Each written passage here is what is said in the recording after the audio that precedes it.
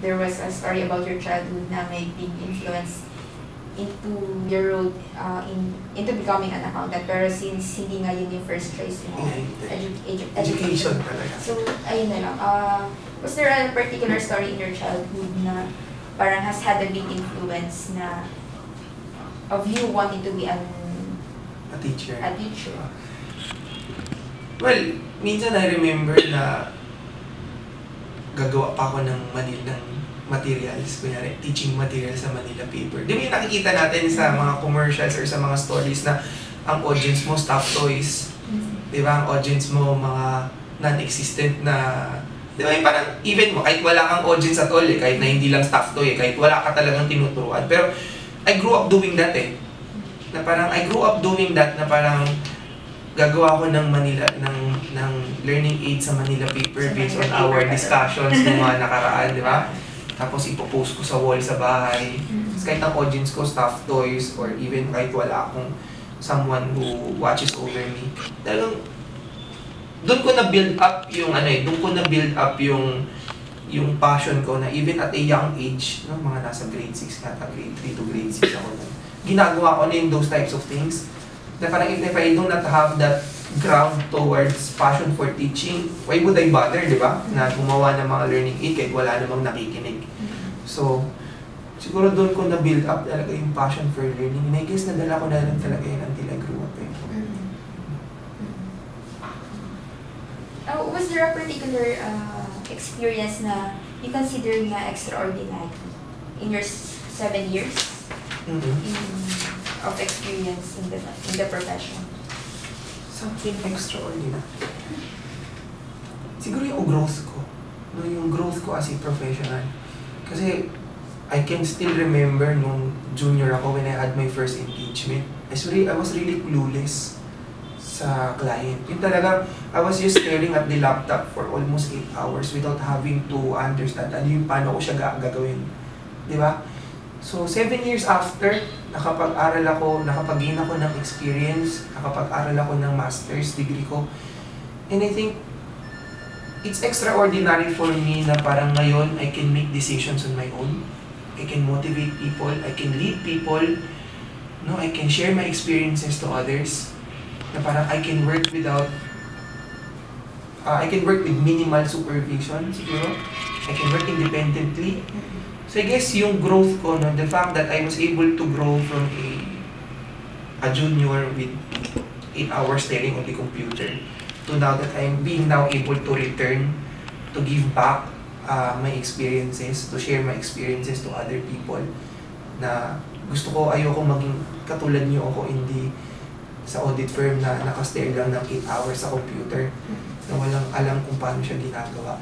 No? I guess it's something extraordinary for me.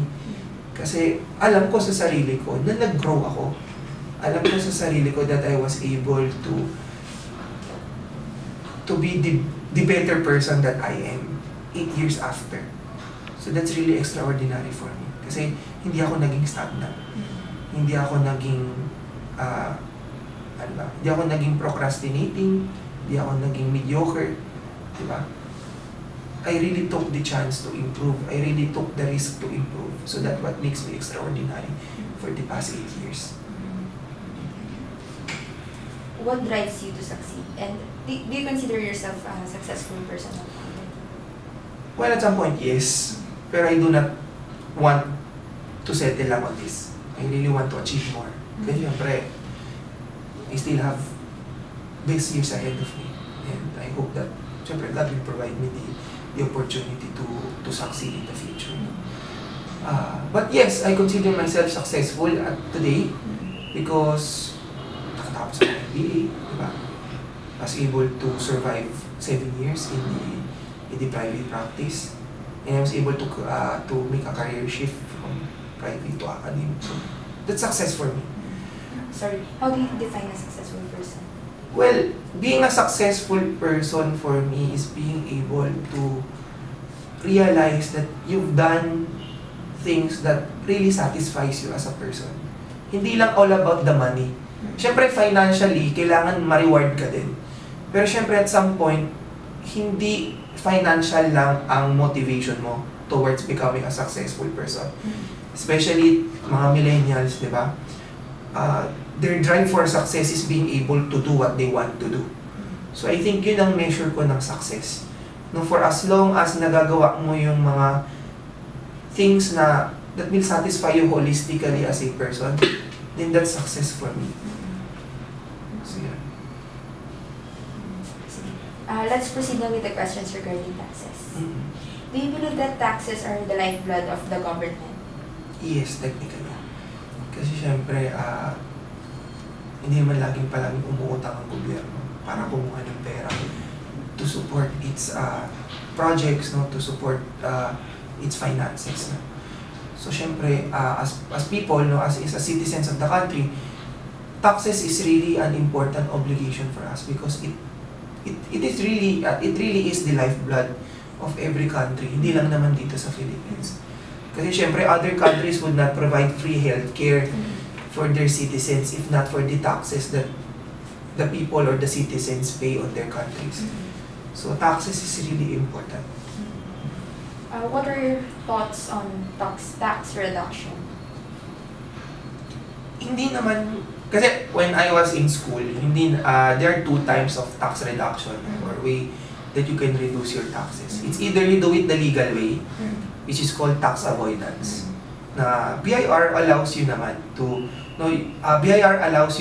to reduce the taxes you pay for as long as you do it in a legal manner. So syempre iba naman kapag you do it illegally or tax evasion. So that's the road that you have to avoid. Kasi syempre, it may entail civil or even criminal penalties for you. So, yeah. So, me being not an accountant, can you explain further na kung ano yung tax avoidance and what is tax evasion? One is the legal way and the other one is an illegal way. Well, basically, in summary yun, tax avoidance is being able to reduce the taxes you pay in a legal way. Sabi ko nga, BIR, no, the tax authority provides you with opportunities, no, alternatives on how you can reduce your taxes. So, pwede kang mag-donate to accredited charitable institutions, di ba?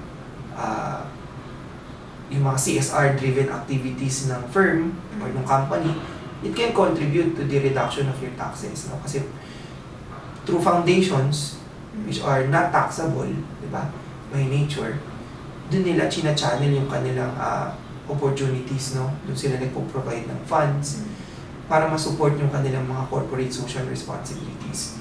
So for as long as accredited ka ng government as a not-profit organization, then by any means, no, BIR allows you to reduce your taxes legally. So syempre, iba naman kapag tax evasion kasi you're deliberately not paying taxes or you're deliberately understating your income or overstating your expenses para lang mabawasan yung tax na babayaran. So kumbaga, between tax avoidance and tax evasion, yung honesty, diba? Or yung deliberate act of defrauding the government, diba? So yun, that separates between the two. What would you do if, for example, your integrity is tested by being, kunwari na-bribe kayo, by being offered a higher salary in exchange of reducing your client's taxes? Actually, ang upbringing ko naman is really not to be tempted by this bribes or ano. Talagang, for me siguro, I can still feel bad kung sakaling gagawin ko yun. So, I'd rather not do that. You know? Kasi sabi ko nga, hindi lang naman financial ang magdadrive sa'yo towards achieving what you want in life. So I guess, kapag ka ganun, especially kapag ka ngayon, di ba, sa mga, if in case magkaroon ng opportunity na ma-bribe ako, or kaya tanungin ako ng client to, sige, bibigyan kita ng mas mataas na fee. Huwag mo lang patasin yung income namin. I guess, honestly, I'm not speaking just because of this interview. Pero honestly, feel ko, makokonsensya ako kung gagawin ko yun. So I guess I'd rather not do that. So I'd rather have that integrity of not having to do that rather than doing that and then regret it in the end. So with this, what do you think are the 3 values that an accountant should have? Well, gamitin ko na lang yung ini-espouse ng UST. No, especially our college. No? Commitment, compassion, and commitment, compassion, and sorry. Teka, wait lang. Ano nga ba yun? Wala, cut. Teka, nandito